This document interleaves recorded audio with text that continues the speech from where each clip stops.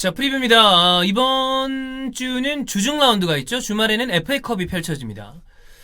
주중 라운드 중에 가장 빅매치는 첼시 대 아스날 경기입니다. 스탠포드 브리지에서 펼쳐지고요. 스튜어드 에투엘, 얼굴 보시면 기억이 날 거예요. 이게 사실 특색 있는 얼굴이 아닙니다. 특색 있는 얼굴은 아닌데, 에투엘은 수많은 이 X들 중에서는 비교적 정상적인 X의 축이거든요. 그리고 아무래도 조금 이름이 덜 유명하죠? 예. 그 이유가 있다. 그러나 그렇다고 해서 굉장히 잘 본다, 명주심이다, 이런 느낌은 아니고요. 폴티언이 VR에 배치가 되어 있습니다.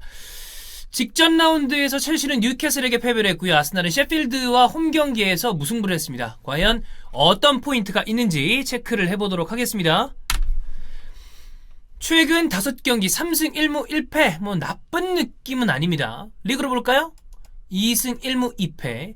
이번 시즌 홈 경기만 놓고 봤을 때 5승 2무 4패니까 홈 성적이 썩 좋지는 않다. 자, 승점 39점의 리그 4위. 괜찮습니다. 나쁘지 않습니다. 그러나 첼시 팬들은 불만이 있죠. 4위를 당하고 있는 거다. 능동적으로 4위를 냈다기보다 나머지 팀들이 알아서 미끄러지면서 이 순위는 약간의 허수가 있다. 최근의 경기력 너무나 퐁당 당다라당당당 이런 느낌이다. 그렇기 때문에 이따가 왜 첼시가 좀 문제가 있는지 체크를 한번 해보도록 하겠습니다. 자, 아스날 5경기에서 2승 2무 1패. 아르테타 부임한 다음에 리그 5경기를 치렀습니다. 1승 3무 1패. 무승부가 많죠? 어떤 분들은 무르테타다 이야기를 하고 있습니다. 기록만 놓고 봤을 때 틀린 말은 아닙니다. 그러나 아르테타 입장에서는 억울해요 라고 이야기할 수 있는 부분이 있을 수가 있겠죠. 이 역시 이따가 출입이 포인트에서 체크를 해보도록 하겠습니다. 승점 29점, 리그 10위. 이번 시즌 프리미어리그 최근 직전 요번 라운드까지 한 다음에 테이블을 보면 1위 리버풀은 21승 1무, 어마어마하죠. 64점입니다. 근데 레스터부터 맨시티까지가 오히려 따닥따닥 붙어있습니다. 혼자 독주 중이고요. 여기서부터 그 밑에 있는 테이블에는 오히려 득득득득득득득득득득 굉장히 다닥다닥 붙어있기 때문에 한두 경기 승리하면 쭉 올라가고 한두 경기 패배하면 쭉쭉 떨어지는 게 이번 시즌 PL 테이블이라고 할 수 있겠습니다. 기록들을 체크해보죠. 첼시 2경기에서 승리했을 경우에 아스날 상대로 시즌 5번째 더블을 달성할 수가 있습니다. 아스날 상대로 시즌 더블을 5회 달성한 팀은 리버풀과 맨유밖에 없습니다. 그러니까 5회. 그래도 아스날에게 더블을 이 정도 하려면 나름 정통성이 있는 명문이어야 한다. 그러나 곧 있으면 많이 생길 거예요. 첼시도 생길 거고 맨시티도 생길 거고 아스날이 기록을 내줄 팀들은 많습니다. 컵대 포함해서 이번 시즌 홈 성적이 썩 좋지가 않아서 6패나 기록을 하고 있습니다. 가장 최근 한 시즌에 홈 최다 패배를 하는 것은 94, 95 시즌인데요. 7패. 94년엔 뭐가 있었죠? 93년도에는 대전 엑스포가 있었는데 94년도가 바르셀로나 올림픽이었네요.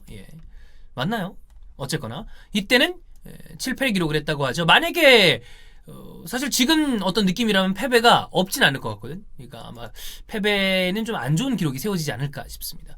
자, 21세 이하, 그러니까 21세를 포함한 그 밑에 나이대 선수들이 뛴 시간은 PL에서 두 번째로 많습니다. 5,736분을 뛰고 있습니다. 누가 제일 많이 뛰었을까요? 노리치 시티라고 합니다. 3위는 아스날. 그러니까 어린 선수들이 많이 배치가 되어 있는 하나, 둘, 세 팀이라고 할 수 있겠습니다. 바르셀로나 올림픽은 92년인가요? 미안합니다. 네. 그거까지 제가 기억을 하긴 좀 어렵네요. 자, 아스날은 최근 첼시 원정 7경기에서 승리가 없습니다. 1무 6패입니다. 최근에 스탠포드 브리지 원정에서 승리했었던 건 2011년도인데요. 이때 아마 역사라리가 스콜라리가 감독이 아니었나 싶은데 맞나요? 스콜라리였나 안첼로티였나 스콜라리였던 것 같아요. 그때 반통수 이 새끼가 헤트트릭을 했었던 기억이 납니다. 이때 첼시 수비가 많이 삽질을 했었죠. 5대3이었어요 아마. 최근 리그 원정 10경기에서 1승밖에 없다. 1승 6무 3패. 좋지 않습니다. 승리 상황에서 아스날이 잃은 승점이 무려 13점이나 됩니다. 본머스전이나 최근에 어떤 셰필드전이나 이런 경기를 생각을 해봤을 때 아르테타가 승리 상황에서 잃은 승점도 제법 지분이 될 것이다. 마르티넬리 10경기 선발해서 9골을 넣고 있습니다. 2000년 이후 태생 선수들 중에서 제이든 산초, 마르티넬리, 그린우드가 그래도 9골인가 이렇게 넣었던 걸로 기억을 하는데 어쨌든 마르티넬리가 지난 경기에서 그 자리에 원래 나와야 되는 가봉맨에 비해서는 아쉬운 활약을 한 것은 맞습니다만 이 선수 데려온 가격 여러 가지를 감안해 봤을 때 좋은 활약을 해주고 있는 것은 맞다. 부상 이슈 보겠습니다. 자, 리스 제임스 다행히 가벼운 타박상이라고 합니다. 첼시 팬들 안도의 한숨 쉴 수 있고요. 크리스찬 플리식, 러프터치크 두 선수 모두 이 선수가 이제 엉덩이랑 그 사타구니 쪽에 부상이 있고 러프터치크는 뭐 장기 부상 중이죠. 2월 중순에는 돌아올 수 있다고 합니다. 알론소 허벅지 부상으로 복귀 미정이라고 피지오룸 기준으로 나와 있어요. 자, 첼시가 죽음의 일정을 시작을 합니다. 아스날, FA컵에서는 헐을 만나고요. 레스터, 맨유, 토트넘, 바이언까지. 꽤 까다롭습니다. 까다로워. 좀 어려운 상황이고요. 아스날 가봉맨 퇴장 징계, 지난 셰필드전에서 한 경기 징계 깠고요. 이 경기에서 깔 거고 본머스까지 안 나와야 다시 돌아올 수가 있습니다. 칼럼 체인버스 10전인데 수술했죠. 이번 시즌 아웃이고요. 키어런 티언이 3월에나 복귀 가능하다고 합니다. 어깨 부상입니다. 자, 콜라시니악은 왼쪽 허벅지 부상이고요. 리스 넬슨은 우측 허벅지 부상입니다. 이번 라운드에서 복귀하기는 어려워 보입니다. 그러므로 이번 경기에서 풀백은 왼쪽은 사카가 될 가능성이 크고요. 오른쪽에 벨레린이 드디어 부상자 명단에서 빠졌거든요. 벨레린이 나올지 아니면 최근에 좀 좋은 역할을 해주고 있는 메이틀랜드 나일스가 나올지는 중원 배치와 외질의 위치 이런 것들로 여러 가지 좀 상황 고려를 해봐야 될 것 같은데 당장은 나일스가 좀 나오는 것도 나쁘지 않아 보입니다. 자, 소크라티스는 질병으로 지난 경기에서 빠졌죠. 이번 경기에 테스트를 해본다고 합니다. 자, 포인트 꽤 이야기를 할 것들이 많이 있는데 먼저 첼시 보겠습니다. 자, 과연 첼시 아까 첼시 팬들이 얘기했죠. 이 우리 순위 허수다. 뭐 아주 못하고 있는 것은 아니나 나머지 팀들이 이러고 있기 때문에 4회에 버티고 있는 거다. 그러면 무엇이 문제일까요? 많은 첼시 팬들이 느끼고 있는 건 바로 메이슨 마운트 이 선수가 문제다 라고 얘기하고 있습니다. 자, 메이슨 마운트는 뭐가 문제일까요? 이 선수는 램파드의 페르소나 같은 선수입니다. 더비 카운티에서도 중용을 많이 했었죠. 이 선수의 장점이라고 한다면 어쨌든 기동력입니다. 그리고 시즌 초반에 보여줬었던 번뜩임이 있었는데 지금은 없어졌어요. 되게 많은 활동량을 가져가는 선수인데 지구력이 떨어집니다. 그러니까 많이 뛰어. 많이 뛰어. 야, 근데 첼시 축구 많이 뛰니까 어울리지. 좋아. 어울리는데 60분이면 지쳐. 이건 뭐죠? 약간 짜증남이 있죠. 그 다음에 이 선수에게 매우 중요한 롤을 맡기고 있음에도 불구하고 공격에서의 번뜩임이라거나 측면 쪽에 뒀을 때의 어떤 이 날카로운 돌파라거나 메잘라에 뒀을 때의 중원의 밸런스라거나 이런 것들이 다 전반적으로 이루어지지 않고 있다. 그러니까 이 선수는 더비 카운티 내지는 첼시 즉 램파드 감독이 롱킥이든 짧은 패스든 간에 빌드업을 한 다음에 상대방의 실수가 나오는 그 부분부터 빠르게 카운터를 치고 싶은 빠르게 공격을 하고 싶은 그 선봉장에 서야 되는 선수인데 여러 가지로 마운트는 최근에 본인의 어떤 부족한 모습을 여실히 드러내고 있다. 네, 이런 부분에서 좀 많이 아쉬운 게 있는데 그러면 메이슨 마운트가 문제냐? 아닙니다. 이것도 문제입니다. 자, 램파드 감독은 분명 이번 시즌 많은 사람들이 예상했던 것보다 초과 달성을 하고 있기 때문에 충분히 그래 램파드 이 정도면 잘하고 있어 라고 이렇게 좀 지금 상황으로는 마냥 욕할 부분이 아니라는 것도 인정을 합니다만 자, 근데 이런 게 항상 있어요. 이런 감독들 그 다음에 뭐 이를테면 아틀레티코 마드리드의 시메오네 예전에 잘리기 전에 포체티노 이런 사람들은 해당 팀들 팬들은 짜증나요. 이 사람들의 업적을 무시하는 거 아니다. 이 사람의 상황을 무시하는 거 아니다. 근데 지금은 이거는 좀 개선을 해야 된다라고 얘기하죠. 그러면 쭉 지나가고 있어. 지나가던 제3자 팬, 이를테면 주원이 형, 제3자 팬이죠. 전형적인 제3자 팬. 그래서 니들이 뭐 언제부터 야 해준 게 있는데 인마 이 정도면 감주덕진 줄 알아야지. 램파드 이 정도 해줄 줄 알았어? 이런 얘기를 한단 말이야. 이러면 본인의 응원하는 실제 서포터들은 빡이 치죠. 뒷박. 이런 상황입니다. 자, 어쨌든 이 메이슨 마운트를 지속적으로 쓰고 있는 램파드에 대한 첼시 팬들의 불만이 좀 있는 상태고요. 4-2-3-1을 좀 지속적으로 고집하는 경향이 있다. 이게 좀 많이 문제가 있고요. 덤으로 케파 이번 뉴캐슬전에서 그 득점 막기 쉬운 건 아니었습니다만 1,000억짜리 골키퍼라면 좀 막아줘야 되는 거 아니냐? 네, 이런 생각이 들고요. 그 다음에 리디거가 최근에 좋지 않습니다. 최근의 폼만 본다면 조우마와 크리스텐센이 나오는 게 맞을지도 모른다. 네, 이런 생각이 듭니다. 자, 첼시의 문제점은 이런 메이슨 마운트, 그 다음에 케파, 리디거, 그리고 메이슨 마운트로 고집하고 있는 이런 램파드라고 볼 수 있겠는데요. 단순히 이것만 문제가 아니다. 뭐가 그런 문제일까요? 자, 보겠습니다.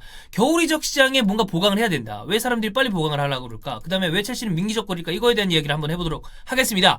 자, 첼시 입장에서는 그런 이야기를 할 수 있어요. 야, 어설프게 자아 사지 말자. 자아 1,000억을 부르잖아. 자아가 1,000억이니? 아니잖아. 또 자아 영입을 바라는 팬 있죠? 지나가던 제3자 팬? 누굽니까? 주원이 형. 자아 오면 재밌을 것 같잖아. 이런 얘기를 하고 있습니다.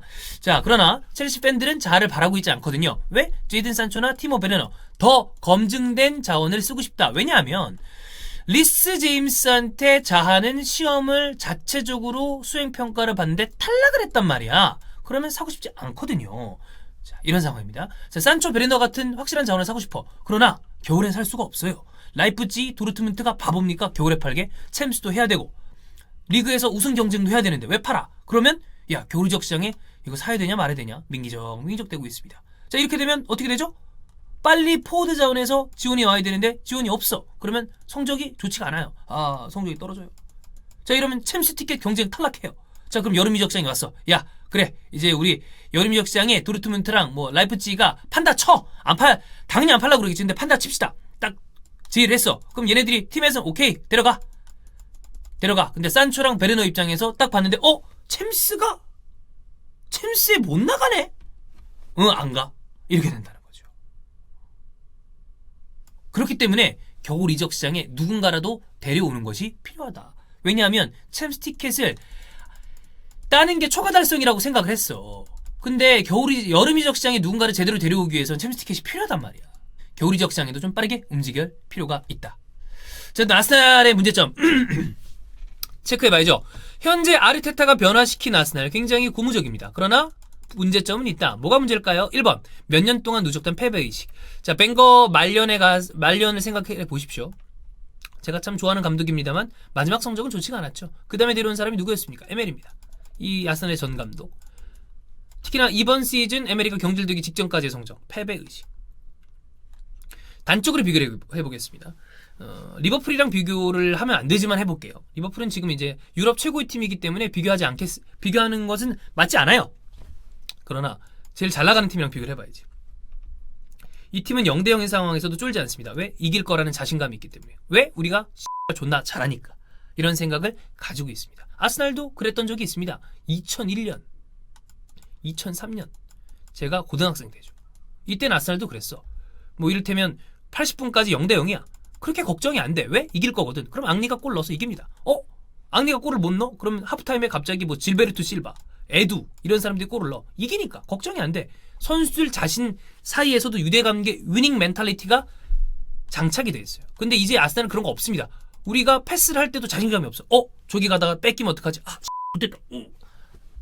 이러니까 제대로 플레이가 안 나온다. 이거를 아르테타가 심어주는 데까지 시간이 걸릴 것이다. 자, 그 다음 아르테타 용병술 부족 or 쓸 선수가 없는 벤치. 저는 이쪽이라고 생각하고 싶습니다. 자, 지난 셰필드와의 경기를 뒤집어 보죠. 아르테타는 분명히 첫 판은 잘 짜옵니다. 이번 이 셰필드와의 경기에서도 웨지를 왼쪽 하프 스페이스 쪽으로 옮기고 마르티넬리를 기용을 하고 자카를 조금 더 위치를 조정해서 기존 2-3-5가 아닌 3-2-5의 느낌으로 여전히 첫 판은 잘 짜왔어요. 근데 크리스 와일더 감독이 중간에 선수들을 빠르게 교체하면서 백4로까지 그 다음에 다이아몬드 4-4에 4-3-1-2까지 전환하는 사이에 아르테타는 능동적이고 빠른 교체 카드를 만들어내지 못했다. 그러면 아르테타에게 야, 너는 첫 판은 잘 짜는데 아직 감독 경험이 부족하니까 교체 카드 용병술은 잘 쓰지 못하는구나 라고 이야기하기엔 가혹하다. 왜? 벤치를 딱 돌아보세요. 아르테타가 이렇게 봤는데 바꾸고 싶어. 딱 돌아봤어. 바꿀 선수가 없죠.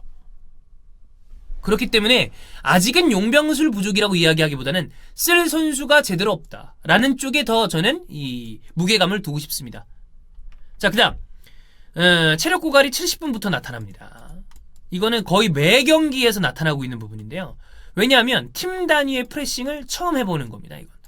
자, 이전에 디아슬레틱이나 여러 가지 기사들에 따르면 아스날은 이번 시즌 들어와서 에메리 체제에서 압박 시퀀스 훈련을 거의 제대로 한 적이 없다. 그런데 지금 아르테타는 굉장히 체계적으로 딱딱딱딱딱 쪽에서 압박. 왜냐하면 지난번에도 저희가 추리뷰를 통해서 말씀드린 바 있었습니다만 펩 그리고 펩 밑에서 배운 아르테타 비단 그냥 이제 우리 방송 보는 축구 팬들은 펩하면 티키타카, 물론 티키타카, 저는 티키타카라는 표현보다는 좀 다른 표현을 쓰고 싶습니다만 점유율 위주의 축구 여러 가지 얘기를 하는데 펩의 축구의 더 근간에 있는 것은 프레스입니다.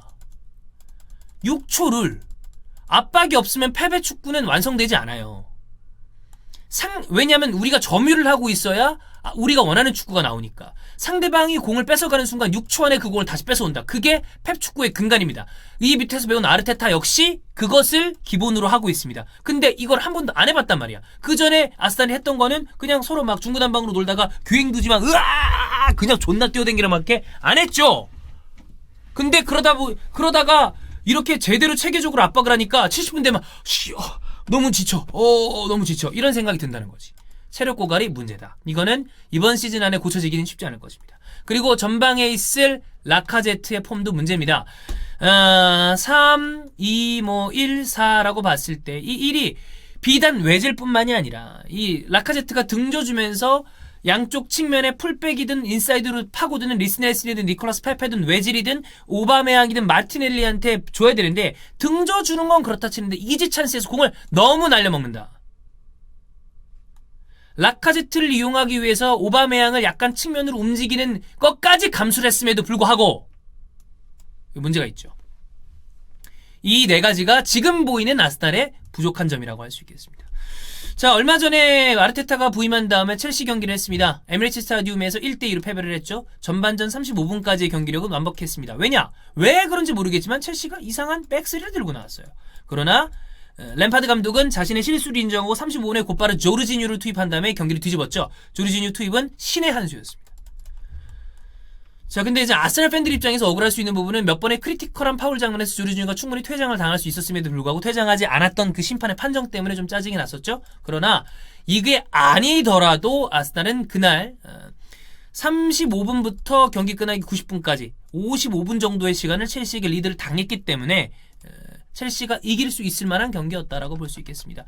자, 2차전에 그러니까 즉 첼시와 아스날 스탠포드 브리지에서 펼쳐지는 두 팀의 이번 시즌 리그 2차전에서는 경기 양상이 어떨지 모르겠습니다만 두 팀 다 문제점은 안고 있습니다. 첼시는 메이슨 마운트에 대한 문제, 그 다음에 겨울 이적 시장에 대한 문제. 아스날은 아르테타가 오면서 프리시즌을 같이 하지 못했기 때문에 생기는 문제점, 그리고 이런 얼마 전에 아픈 기억. 자, 이런 것들이 어떻게 빠르게 보강이 되는지에 따라서 이번 시즌 챔피언스리그 티켓, 아스날 티켓 생각하지 마세요. 이런 거 생각할 때 아닙니다. 그냥 본인의 축구를 잘 구사하면 아스날 팬들은 아르테타는 기다려줘야죠.